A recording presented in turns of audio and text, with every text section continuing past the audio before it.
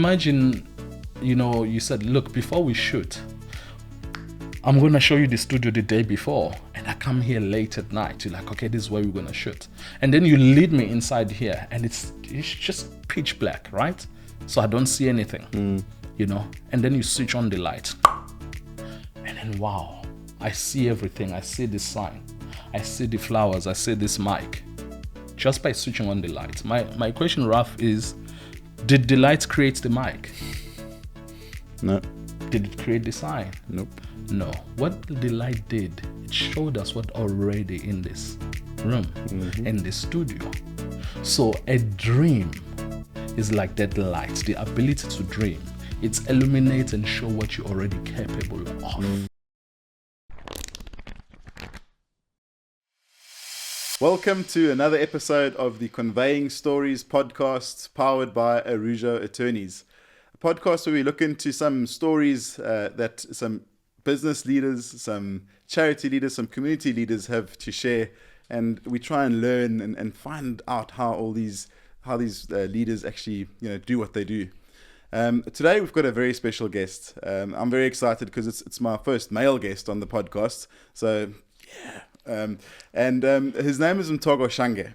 Mthoko Shange is the founder of the Imbiso Foundation and Imbiso brand SA. Welcome, Mthoko. Hey, thank you for having me. No, thanks so much for making the trip. Mthoko, let's jump right in. Yep. What is Imbiso Foundation and what is Imbiso brand SA? Is there a difference between the two? Yeah. Tell us all about it. Oh man, yeah. Where do I start? Sure. So Imbiso was born 20 years ago, but was officially registered 2017. Sure. So Imbiso is derived from the word calling. Mm-hmm. So we believe each and every individual has a potential and has a calling, but it will take a certain individual to actually help, so that struggling person to discover who they are. Yes. So pretty much we are a leadership and entrepreneurship development company and then an NGO. So we don't want to be surprised what kind of South Africa we have 20 years from now. Yes. So our tagline is investing in tomorrow's generation today. I love that. Yeah. So we are leadership development and with a special focus on entrepreneurship because we see the rise of unemployment. And then we're saying, wait a minute, the heroes that young people are waiting for, they're gone. Yeah. Nobody's coming for them, but they are their own heroes. Yes. So back in the day, so especially in the township, people waited for the Mandelas, that was our favorite hero. Than yourself. Ooh, man, Trevor will crucify us. It does a better impression. So, but so there's that, where I come from, that anticipation of somebody outside to save you. Yes. If somebody from outside come to assist, they come in to assist, to help, but you better start something. So we realize that young people are no longer dreaming. Yeah. So the first thing is, the best way to define what we do, our why and our heart, we are the midwife of potential. That is the best way I can put it, so okay. Everybody's carrying something. Yes. So we are there just to say, this is who we are. And this is how you can go about it, so we got these 4 buzzwords, discover, emerge, collaborate, succeed. Before you do anything else, you need to discover yourself. Who are you? Because if you go and acquire things and not knowing who you are, they essentially kill you. Money start defining you. So we start with discover. That is our leadership development. So then after people discover themselves, who they are, aptitude test, all these fun things, vision, goal settings, worldview, all those topics. And then we move on to skill, that is emerge. Now, in order for you to emerge in your situation, what kind of skill do you need? So then that's where we equip them with skills, so then collaborate. We can't do this alone. Yeah. South Africa is in crisis. We collaborate with private sector, with other NGOs, and then we help young people to collaborate with each other as well. Yeah. To say, hey, let's work together. Community. Yeah. South Africa can't be solved by an individual. So we teach that element of working together in community. And then the last buzzword is succeed, mentorship. success doesn't come out of the vacuum. Somebody has to nurture it. So we invite people who have journeyed. We invite like entrepreneurs who have made it and say, hey, give us 2 hours of your month and come and coach these young people in order for them to succeed. So that is pretty much what we're trying to do in Imbiso. So we have the foundation side where we do things for free in the community, basic computer skills, leadership skills, and we take over life orientation in school. We take in and do leadership academies and like team buildings in school, aptitude tests. So that is the foundation. And then we have Imbiso brand, of which it has changed now. It's called Imbiso Conglomerate. Okay. So reason being, we are growing. So from an NGO to a people development company where we train now. So you are a company and you don't want our free services, but you can actually pay for the services. Yeah. So we have different categories as well for private sector. Okay. To say, I have low-level staff. I just hired 300 people. Maybe it's a warehouse. We're in Hammersdale, and they've never had job or work opportunity. Can you come in and facilitate work readiness? Can you facilitate our culture and our ethos as a company? Yeah. So that's what we do. Corporates will pay us for that, and we take 30% of that invoice. We donate it back to our NGO. Sure. So we are social entrepreneurs because sometimes fundraising money is not always coming in. So we're not waiting for funds. We're actually saying, as a team, we have skills that we can offer the private sector. So that's how, so the two are related. So Imbiso Conglomerate, short code called Imbiso Core. Now we're venturing into Imbiso Security. Okay. So with the looting, we noticed that companies that were looted, we're saying, you've donated for these young people to be helped in so many things. Some of them cannot start their businesses. Some of them are waiting for their opportunity. Hey, we're opening a security company where these young people who you've groomed and donated towards, we can offer them employment, be security guards of your companies. So, but they only become security guards if they registered something at school as well, and if they've been through our program. So now we have a security company under, and then we are opening a cleaning company. So that's why it's become a conglomerate. It's all to help and aid the young people, not by handouts, but by them participating in what we do. And do you have a campus somewhere where you run from, or base? Oh yeah. At first we were remote. We were hiring halls. We were doing this. We just moving into a new campus here in Durban, just behind Moses Mabhida on 3 Miller Road. Yeah. So yeah, maybe I can just send you the pictures and you can show the audience, what looks like it's still in development. But this is where we're gonna be now, central, because we're not only in Hammersdale, we in Guamashu. And then we in Umlazi as well. So soon to venture into other townships. So we decided we need to have a central place in Durban that will even accommodate the urban kids. So we recently moved in. This is our second week. Okay. But we're still moving in, gathering furniture. It's just gonna be a cool space for development to nurture potential. That's excellent. And let's sort of wind just the clock back a bit, because I mean, that's amazing. Your story, the Imbiso Foundation and the conglomerate, that's all very, very amazing. But take me back to Mthoko as a boy. What was your dream? Hey man, so I know I look young. I'm born in the 80s. your beard gives you away. We call it the salt and pepper now. Okay.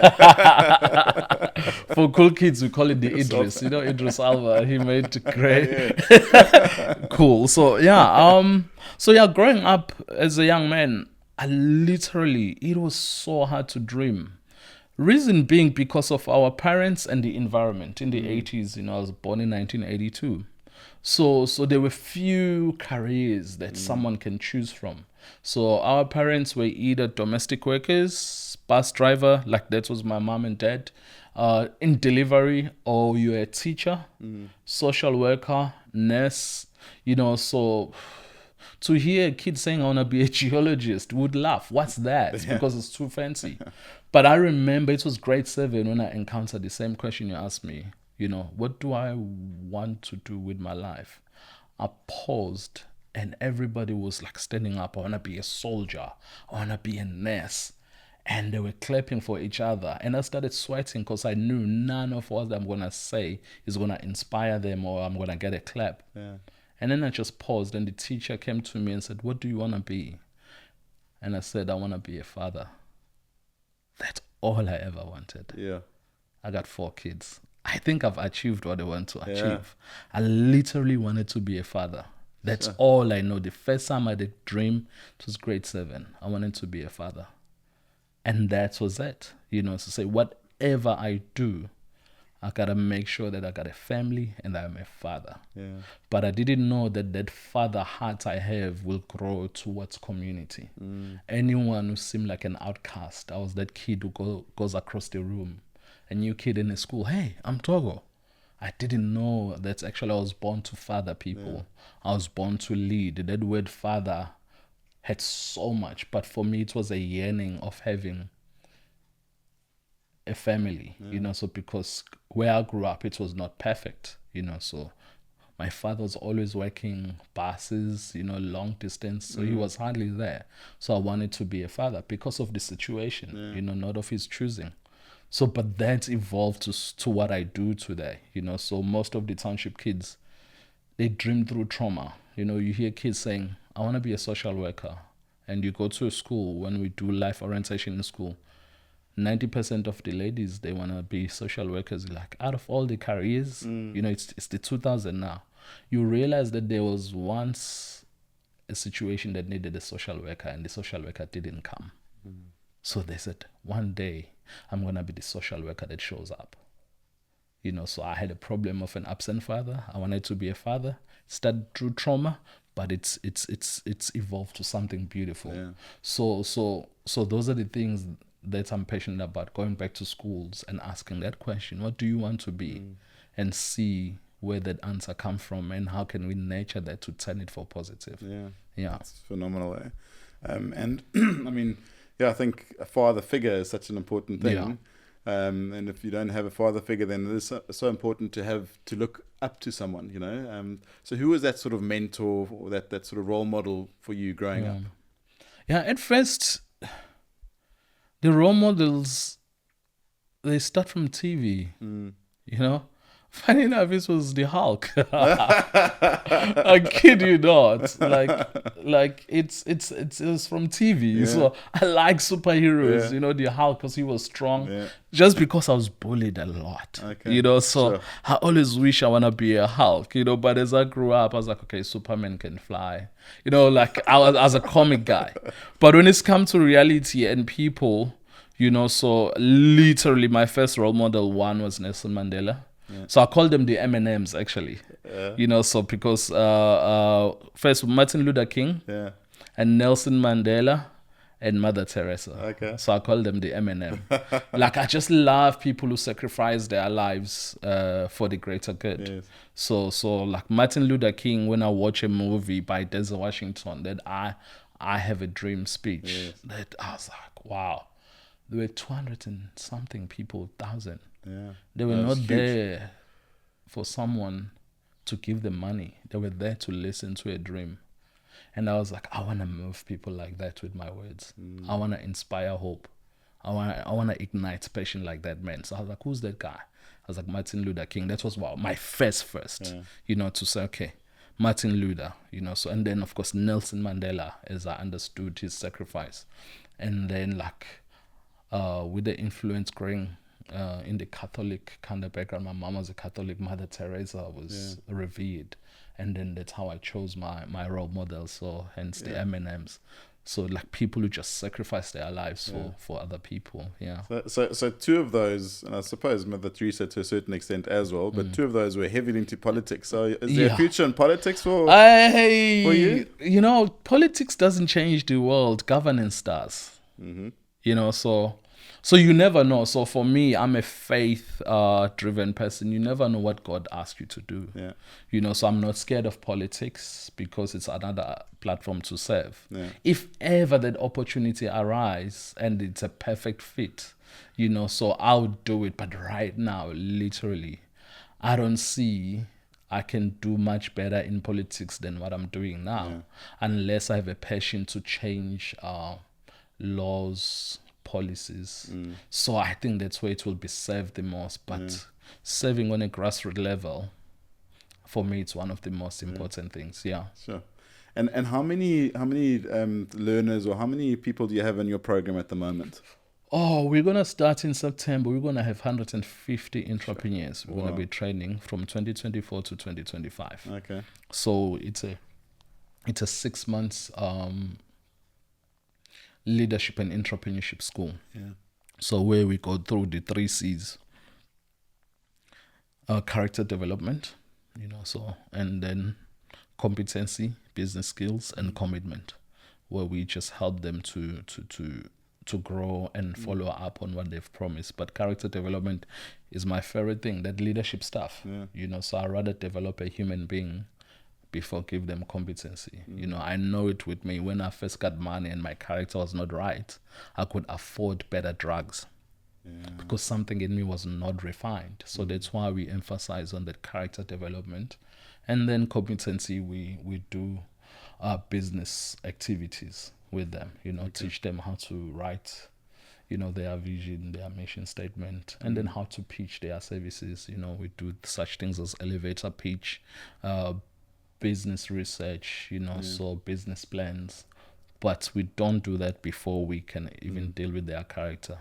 And then the last C, the commitment, to say, now we've taught you, who you're going to teach what we've taught you, So commitment to their community, to themselves, and to their business.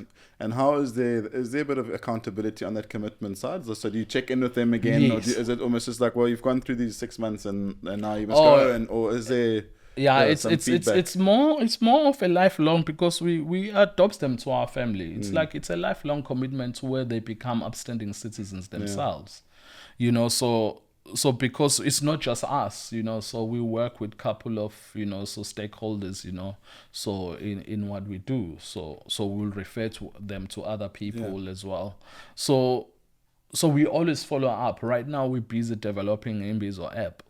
Okay. Where there's going to be an alumni app where they can market and advertise everything that they do, but that then can reach us. And then it will have some form of educational platform as well. So we are halfway done, in developing that app. So it's called Imbiso Educational App. It's going to be available on Android. So all of the alumni, they're going to be there. And if someone we can't reach, hey, they can log into our app. All of our content is there. It's going to be online. They'll receive like business skills. We're going to interview people who have done well in business, in NGOs. So we're creating now a platform, so where they can reach us. So TV was considered the most powerful tool when it was launched, because we can talk to people in their homes. But cell phones, everybody has the opportunity to have a mentor in their pocket. So that's what we want to be with Imbiso app. Wow, that's exciting, eh? Yeah, so we're looking forward to it. So steady but surely. So we're working on a few bugs there and there, but so we can't wait to launch that one. And an app 17 years ago, what's an app? You don't know what an app is. So like in 17 years of business and this charity and this foundation, how's it changed? How have things changed over the 17 years?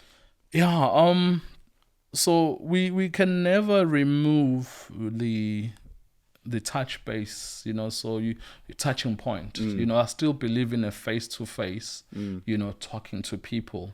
But at the same time, technology allows us to reach numbers of people that we could never reach.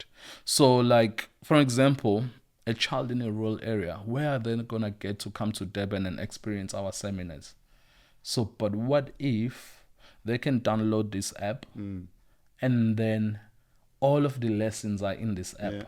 They get to the Wi-Fi or buy data once off, and then all of the lessons are there. The next time they want to update, we've loaded something, they just need to be in the internet for just 5 minutes and it's there. So the technology has allowed us to have a vast reach, so whereas I wouldn't substitute as well, like just reaching people face to face, even though it needs more manpower, more human resource, more human capital, and finance is its cost.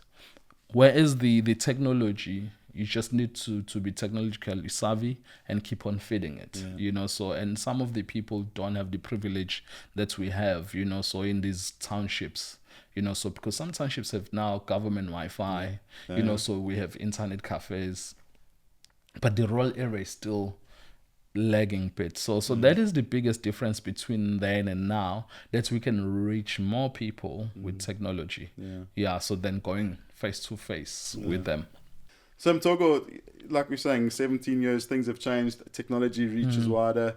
If someone has certain challenges, what is one thing that you can advise them? How do you get over challenge, be it poverty? What is the one thing that you can hold on to get over certain challenges? When you grew up in a township, as you said, how do you get to where you are now? You must have had a lot of challenges. You mentioned drugs. So how do you overcome these challenges? Sure. That's a deep question, because there's no blanket approach to that.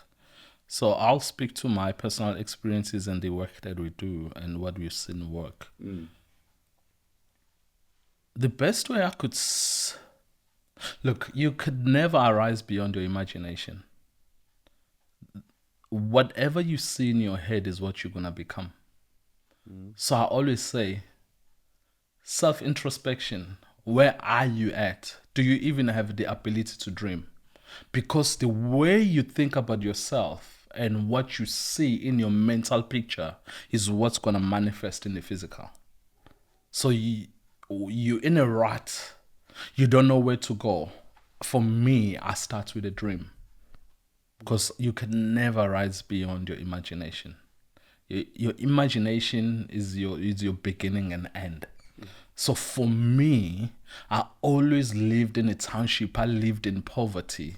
But one of my nickname was the dreamer at home. So we would have no food for 7 days. But I was always going to tell stories. Oh, one day when I travel to New York. One day when I do this. And my mom never discouraged me. So the ability to have a dream, And then secondly, I mentioned my mother. The people that you trust, who speak sense into your life. Here's the thing, there's power in association. You will never see a pigeon with a sparrow. Never. Never see an eagle with a pigeon. So one, I have no money. I live in poverty. Who are the people who are far ahead and they are where you want to be? Find people that you aspire to be and befriend them. One of the biggest things that I did is to find people in the community that were doing great things and say, can I volunteer? So because that rubs off you. So if it in your circle is not where you want to be, you feel like you're in a limbo, find another young people, they call them cliques. Find another clique. So because the one that you have doesn't serve you. But the first thing is the ability to dream. And once you've dreamt, who are the people that actually are doing what you're doing? So for me, what I did is I always knew after I want to be a dad, I had older people who were my friends and they had families. I was always helping the Baba next door with his yard because I love seeing him with his wife and kids.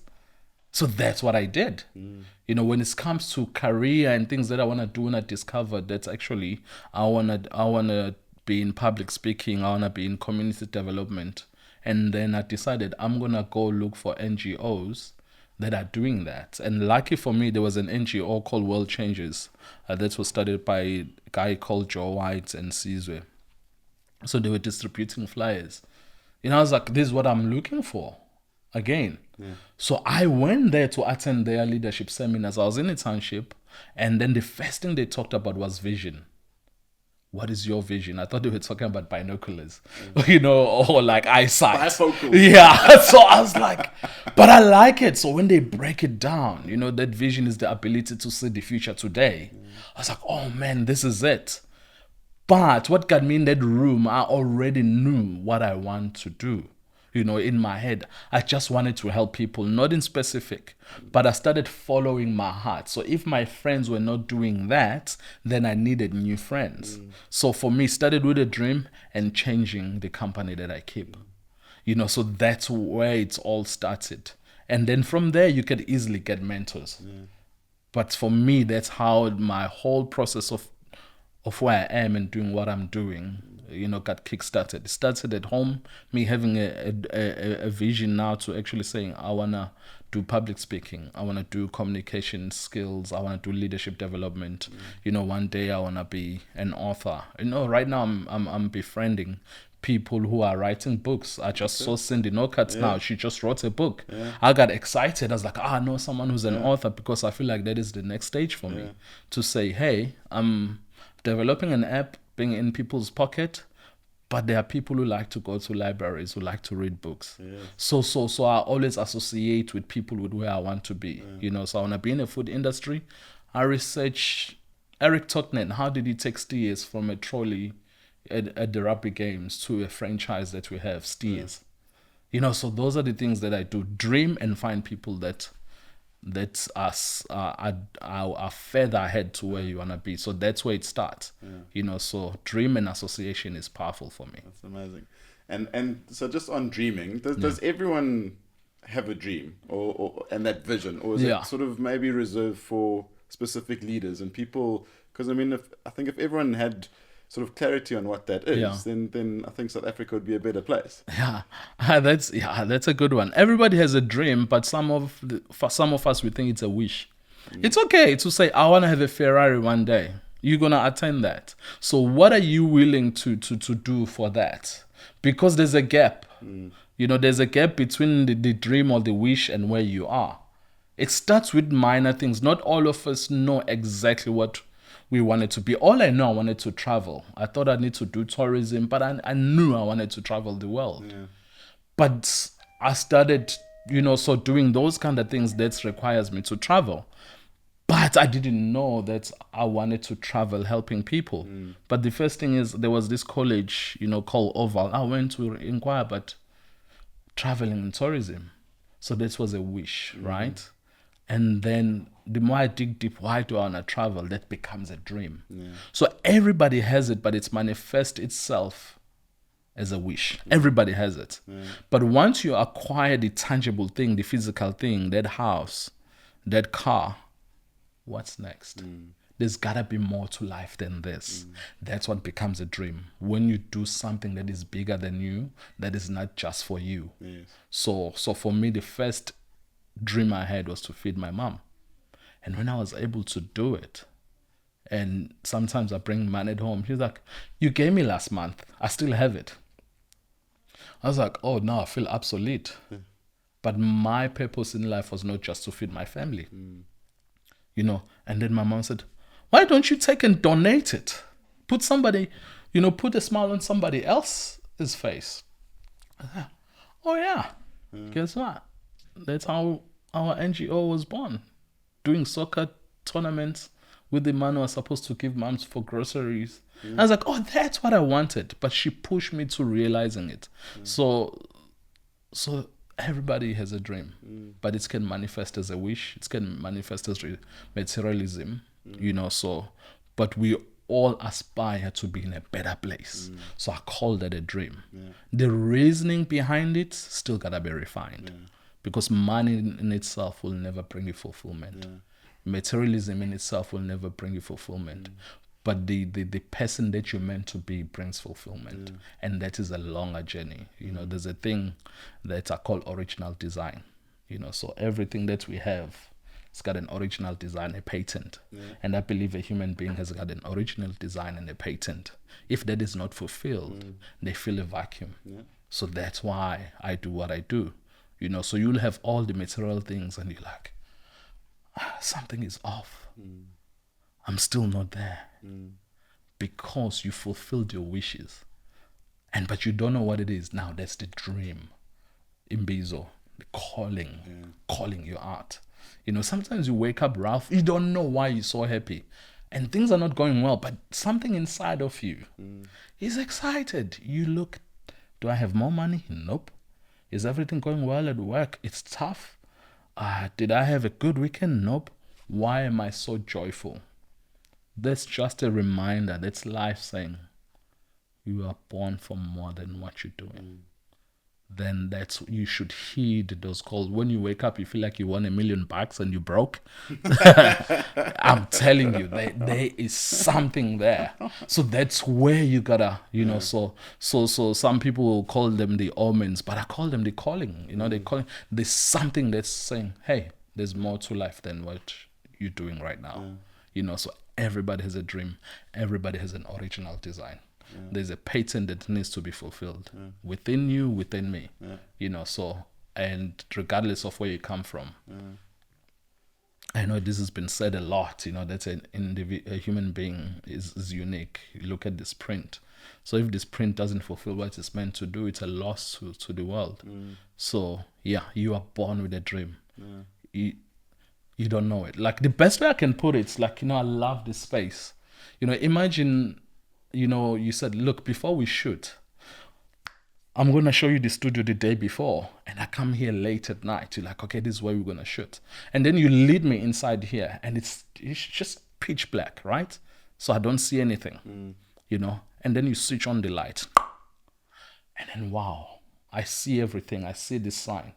I see the flowers. I see this mic. Just by switching on the lights. My question, Raf, is, did the lights create the mic? No. Did it create the sign? Nope. No. What the light did, it showed us what already in this room, in this studio. So a dream is like that light, the ability to dream. It illuminates and show what you're already capable of. When you feel that edge, that calling, it say, hey, there are a lot of things and a lot of features inside of you that are not fulfilled. So that I say the original design, the original patent of a human being, that we all have immense potential. So revelation doesn't create anything. It just shows you what is there. So our role as Imbiso is to switch on the light and say, hey, something is inside of you. Regardless of your education status and where you come from and your background, poverty or not, privilege, because privilege is another thing. It can be equivalent to poverty, because they both can be blinding. So but we deal with the core of a human being. So it starts from within. So for me, that is my take on things. Dream and the wish and human potential. That it's inside of all of us. But potential doesn't happen in a vacuum. Somebody gotta say, I'm going to help. I'm going to do that. So, that is phenomenal. And, randomly, I mean, like just from a leadership point of view, obviously a leadership guru, but do you have a leadership team that holds, that sort of helps you along the way? Or is it just you? Or No. So my wife and I started it, and then we have people as well that we tram together, the founders as well, Tobe, Lamoga, and Welile, people that keep on encouraging us. And then we got a group of people as well, from leaders in the city. So we have a WhatsApp group that they keep us accountable, and then they pray for us, and then we got an international community. My wife is from Canada. We got 2 churches that prays for us as well, and then in those churches we have mentors as well that we meet once a month. And then, so here in South Africa, we've, so without being biased, when it's come to really support, the Araujo attorneys, you guys have been a very crucial, playing a role, Cindy Nokat with the Robin Hood Foundation as well. So those are the key, key structures that we do. So with what we do as well in 2017, when we wanted to start the Imbiso Foundation and build something in Hammersdale, so I think you were there when we invited you. So Marco and Sarah as well, like, we showed them the bush. They first came, we showed them the bush. That the NGO is going to be there. That bush used to be my mother's garden, and it's a small plot.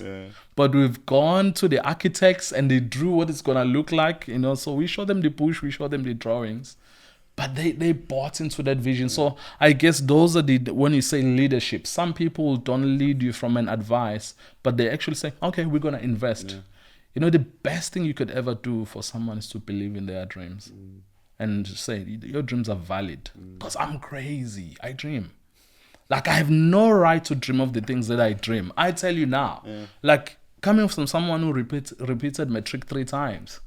You know, I always tell the story. That's, you know, so I'm well learned in matric. You know, You're the Van Wilder. you know, so yeah, I was dyslexic. You know, I was not academically, and then to tell people that I have degrees, I said, this is what you're gonna do. This is where South Africa is going, and they say, yeah, you know. So, but my past and my background has no anything solid to say we should back this person. I find that if you have someone who believes in your madness, you've won in life. You know, so when Mark says like, yeah, we see it. I was like, oh, they're so nice. God bless them. And then I looked at my wife, I'm like, they're not coming back. You know? So but then the following day they saw, how much do you need to put a slab there? I was like, oh my goodness, you know, so when you put the first slab there.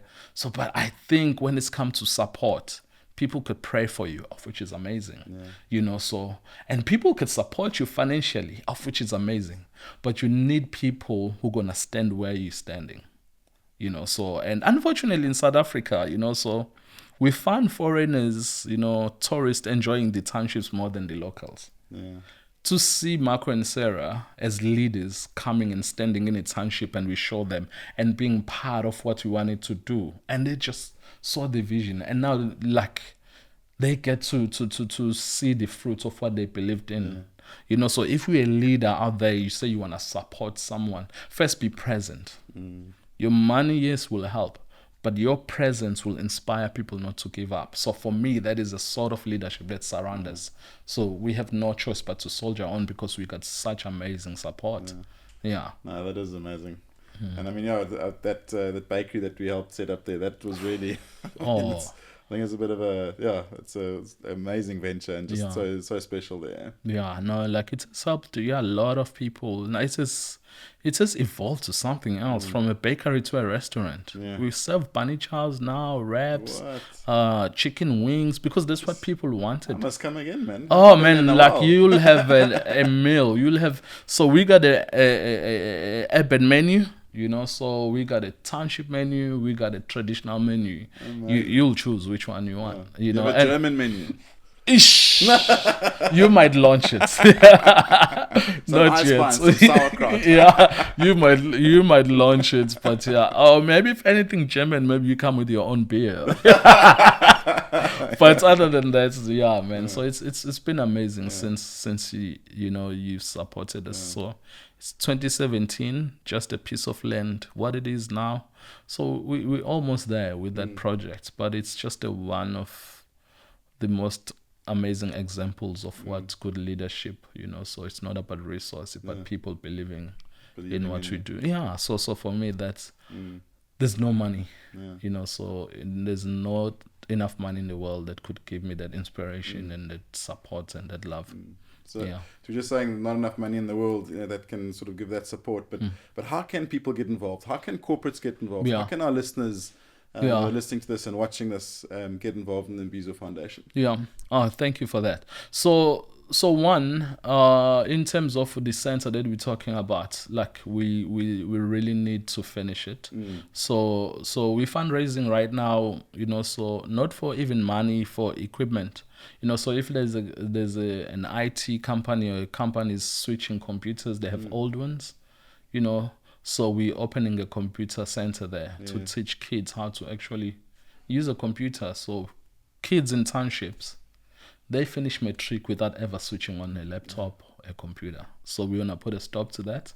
So we want to start a computer lab. If anyone out there has got 10 computers, even old, we're going to fix them, because now I've taken interns from 4th year students in DUT and saying we're trusting to receive donations, broken or not.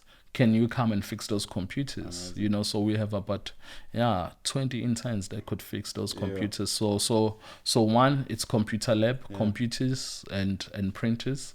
And then we want to get the young people into 3D printing. So technology, we talk about fourth industrial revolution. It's almost over now. We're into AI and we haven't caught up. So we want to 3D printers, so to say, hey, introduce manufacturing creativity. That is the most thing. And then, so I think we're at the phase where we just want to finish the center, fence it, so build a deck, so I might send you pictures of where we're at and the clips, and then, that you can show people. But right now, our pressing issue is infrastructure. On the people development side, so we're needing more mentors, so in terms of our programs, especially in the entrepreneurship space, so sometimes you want to be an entrepreneur, but you got to see your hero in real person. Some of the kids that want to be doctors, we invite doctors to talk to them. But on the entrepreneurship space, we don't have enough entrepreneurs who are giving their time. So say, go see so-and-so for an hour once a month and present your plan, and then let them advise you. So that is from a personal development. But what is urgent right now is to finish that center in Hammersmith. Yeah. Awesome. And how can people get in touch with you? So Mthoko at imbisofoundation.com. MTHOKO at imbisofoundation.com. Okay. So I'll always answer that email. And then my WhatsApp number is 072 078 7940. Okay. So I'm horrible with picking up phones. And WhatsApp is my friend.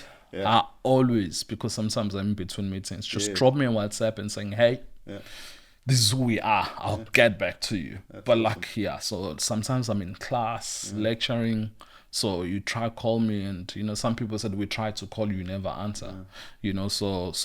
Or Christy, at imbisofoundation.com. Okay. She's far more efficient than me. And you've got a website as well? Yeah, so imbisofoundation.com. Yeah.